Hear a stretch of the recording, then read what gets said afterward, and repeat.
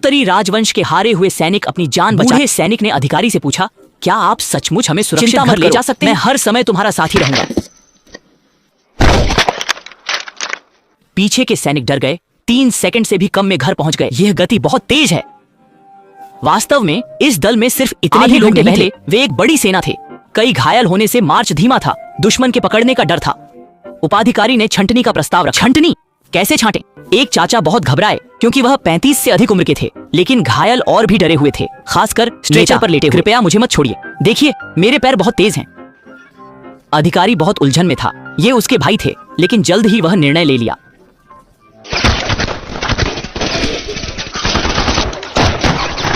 दुश्मन ने मदद की, जानते हुए कि चुनना मुश्किल है। उन्होंने उत्तरी राजवंश F4 बना दिया। अब यह F3 हो गया है। सौभाग्य से आगे कोई दुर्घटना नहीं हुई। पहाड़ से उतरकर तीनों ने आराम किया। तभी एक सफेद छाया चमकी, उन्हें चौंकाया।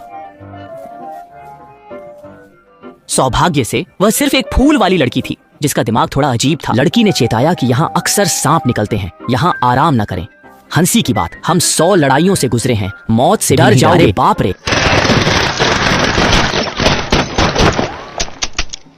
एक तेज हरकत में सारी गोलियां खत्म हो गईं, पर सांप की पूंछ भी नहीं मिली।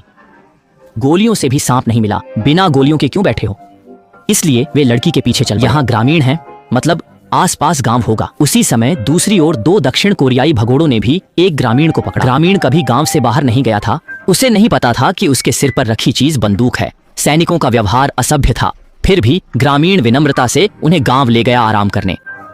यह जगह एक स्वर्ग जैसी है। ग्रामीण हर दिन सूर्योदय पर बैठते और सूर्यास्त पर आराम करते हैं, स्वतंत्र रूप से जीते हैं, बिना यह जाने कि बाहर युद्ध चल रहा है। गांव में एक शिक्षक है जिसने दुनिया देखी है और अंग्रेजी भी बोल सकता है। क्या यह संयुक्त सेना है?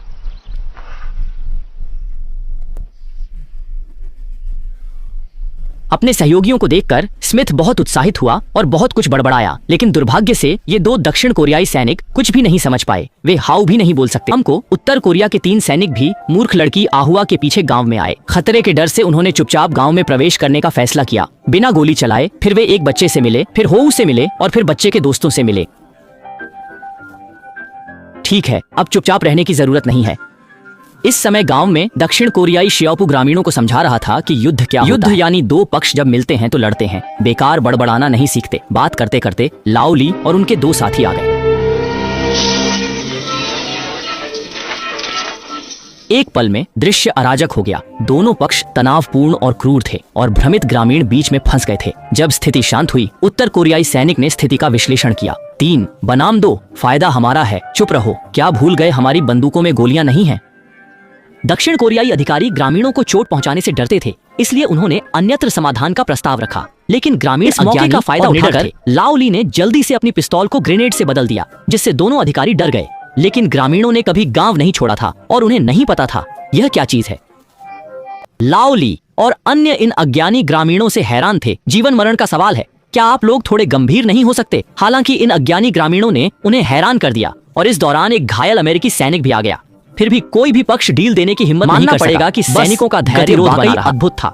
दोनों पक्ष अगली सुबह तक, लेकिन वे जीवित रह सकते हैं, बीच के ग्रामीण नहीं बच सकते। जब शियाओ पांग उठा तो उसने कहा, बच्चे की मां उसकी परवाह नहीं करती, जल्दी जाओ, पैंट में पेशाब मत करो। फिर एक और ग्रामीण भी उठा और जाने लगा। क्यों, क्या आप भी शौच जाना चाहते हैं? नहीं, मुझे काम पर जाना है, आप लोग जारी रखें। दोपहर में आसमान में बारिश होने लगी और ग्रामीण छज्जे के नीचे छिप गए। दोनों देशों के सैनिक अभी भी वहां घूर रहे थे। वह मूर्ख, अनुमान लगाओ कि उनमें से कौन अंत तक टिक सकता है। जब दोनों पक्ष और नहीं टिक सके, तब आखिरकार किसी ने खड़े होकर गतिरोध तोड़ा। मूर्ख लड़की आहुआ ने मौजे उतारकर अपना चेहरा पोंछा। छज्जे के नीचे स्मिथ को उल्टी करा दी। खुद पोंछना काफी नहीं था। आहुआ ने देखा कि कुछ हमर भी गीले थे तो उछलकर उन्हें भी पोंछ दिया। पता नहीं यह प्यार की शुरुआत थी या बस ऐसे ही, पर वह इसका आनंद ले रही थी। जैसे ही वह खा रही थी, आहुआ ने खांसा और गार्ड ने उसे खींच लिया।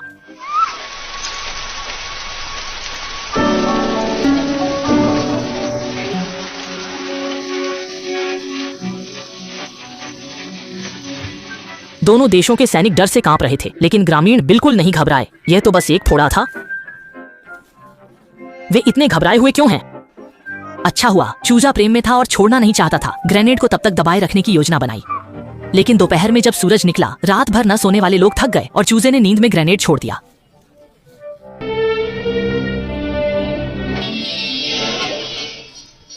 जो इसे जानते थे वे आंखें बंद करके जमीन पर लेट गए। अनजान ग्रामीणों ने कोई प्रतिक्रिया नहीं दी। कुछ तो उन्हें उठाना चाहते थे। जमीन इतनी ठंडी है, अगर सर्दी लग गई तो क्या करूंगा। सौभाग्य से शायद ग्रेनेड पानी में गिर गया था। कोई विस्फोट नहीं हुआ। उठाकर मैंने इसे पीछे अनाज के गोदाम में फेंक दिया।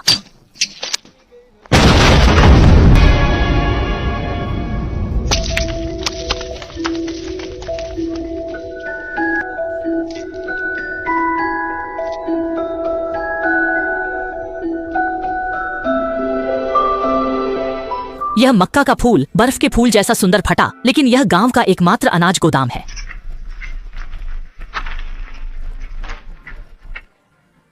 क्या करें, आप एक दिन रात से भूखे हैं, कुछ खा लीजिए। हालांकि अनाज कम है, पर हम कमरबंद कसकर कुछ महीने और निकाल लेंगे। आप शर्मिंदा न हो। ग्रामीणों की लापरवाही ने कई लोगों को शर्मिंदा किया, इसलिए लाओ ली ने जाने से इनकार कर दिया और ग्रामीणों को अन्न भंडार भरने में मदद करने के लिए रुके। उत्तर के लोगों को इतना न्यायप्रिय देखकर भगोड़े बनते हुए क्या दक्षिण कोरियाई भाई अब भी खाना खा पाएंगे? इसीलिए वह भी खेत में काम करने लगा। इस तरह जो दो लोग अभी अभी लड़ रहे थे, अब चुपचाप अपनी नफरत छोड़ चुके हैं। उधर अमेरिकी सैनिक भी बेकार नहीं बैठे। उन्होंने अपने लेखक को ढूंढा और मुख्यालय से संपर्क करने की कोशिश की। स्मिथ एक जासूस था जो 2 दिन पहले विमान से क्षेत्र की जासूसी करते समय एक तितली से टकरा गया था। हाँ, एक तितली से। पता नहीं तितली का प्रभाव इतना मजबूत था या अमेरिकी विमान इतना कमजोर, बस इस तरह फिसलकर नीचे गिर गया।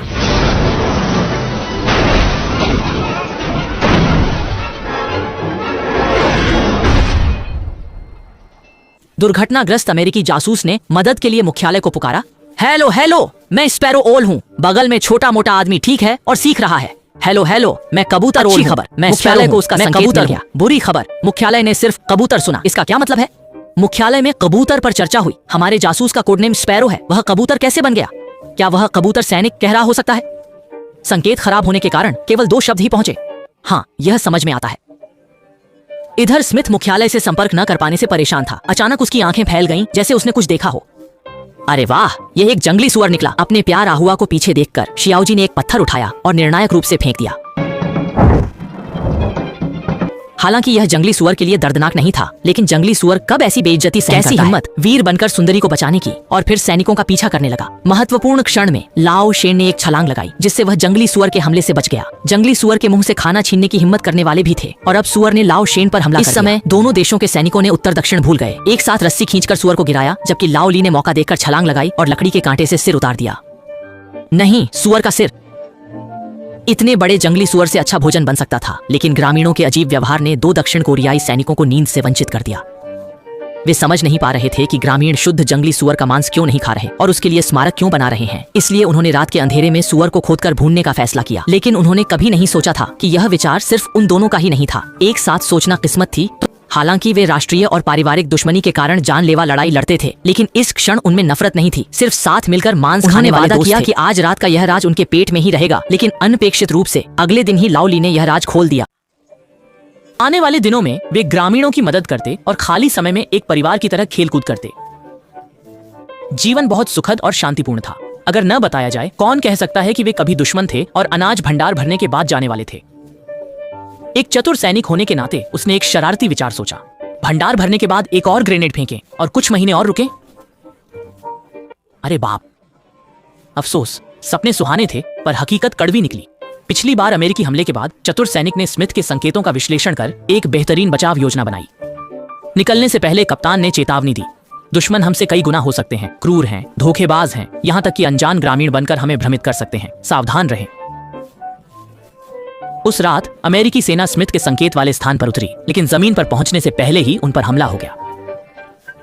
कुलीन सैनिक वाकई कुलीन थे। एक एक करके गिरते गए और नदी बन गए। केवल 5 लोग पेड़ों पर लटके हुए बच पाए। वे बंदूकें लेकर गांव पहुंचे, लेकिन दुर्भाग्य से उस समय स्मिथ एक बूढ़ी महिला को पीठ पर लादकर घर ले जा रहा था। वह मौके पर नहीं था। अमेरिकी सैनिकों ने देखा कि ग्रामीण गा नाच रहे थे। वाकई कप्तान सही था, ये लोग बिल्कुल अनजान लग रहे थे। हमें देखकर भी डरे नहीं। क्या ये दोनों एक ही टीम के हैं? ठीक है, देखने के लिए धन्यवाद। अगली बार फिर मिलेंगे। अरे पिटाई और अमेरिकी सेना की दबाव वाली मेज के कारण ग्रामीण सच में डर गए। सिर्फ मूर्ख लड़की आहुआ को मजा आ रहा था। सैनिक अपमानित महसूस कर हाथ उठाने ही वाला था कि मुर्गे ने जोर से रोक दिया। अरे आदमी पागल है, कितना पागल है ये? एक नेता देखकर सैनिक पहचान जांचने लगा। युवक काफी साहसी था। क्या वह स्थानीय है? तुम्हारे माता पिता कौन है? ये सवाल बेकार है। यहाँ कुछ बाहरी लोगों को छोड़कर कौन साहसी नहीं है? इस समय गांव वालों को भी समस्या की गंभीरता का पता चला। दो लोग अपने बेटे का दावा करने आगे बढ़े, लेकिन कुछ धीमे थे जो अभी तक नहीं समझे थे। एक सैनिक ने फिर से लावली पर निशाना साधा। अच्छे भाई, आप कहां पूछताछ कर रहे हैं? यह स्पष्ट है कि आपकी पत्नी दक्षिण कोरिया इसी तरह से करता रहे तो कम प्रजनन दर की समस्या ही कहां होगी। यह गांव का मुखिया शांति करवाने आया है। आप इतने घबराए और परेशान क्यों हैं? क्यों ना बैठकर धीरे धीरे बात करें? अरे बूढ़े, क्या लगता है हम चाय पीने आए हैं? धीरे धीरे बात करेंगे। सम्मानित मुखिया को पिटते देख बूढ़ा आखिरकार रोक न सका।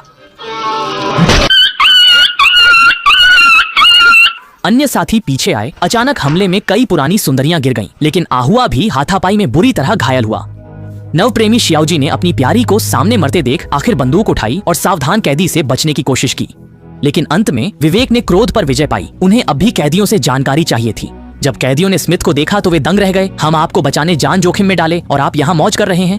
कैदियों के अनुसार अमेरिकी सेना को संदेह था कि यहाँ उत्तर कोरिया का गुप्त ठिकाना है। बचाव मुख्यालय ने सिर्फ 12 घंटे दिए थे। समय पर मुख्यालय से संपर्क न हो तो वे सीधे लड़ाकू विमान भेजकर इस क्षेत्र पर बमबारी करेंगे। अब समय कम है। स्मिथ के लौटकर समझाने तक ग्रामीण शायद तब तक ठंडे हो चुके होंगे। इस समय स्मिथ ने सोचा कि उसकी कार में 1 मील दूर हथियार है। हम इनका उपयोग गोले को आकर्षित करने के लिए कर सकते हैं। तो क्या हम बच नहीं पाएंगे? हम थोड़ा हलचल मचाएंगे, कुछ नहीं होगा। ग्रामीणों से विदा लेकर उन्होंने हथियार गांव से कुछ किलोमीटर दूर खुली जगह पर ले गए। उन्होंने स्मिथ को कैदियों के साथ समझाने भेजा। बाकी लोगों ने लड़ाकू विमानों का ध्यान खींचने के लिए झूठी स्थिति बनाई। उस रात अमेरिकी लड़ाकू विमान आए और कैदियों द्वारा बताए गए स्थान पर बमबारी की गई।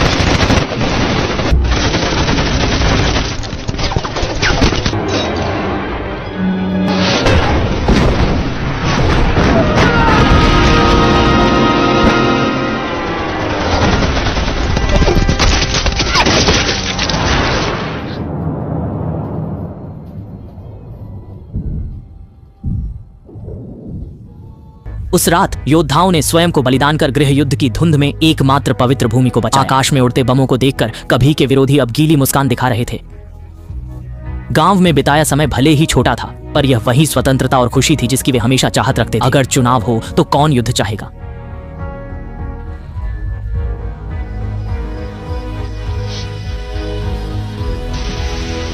क्या मैं आपको भाई कह सकता हूं? आपकी उम्र क्या है? चाचा कहो। अरे भाई कहना बेहतर है। संयोग से तुम भी शौच करने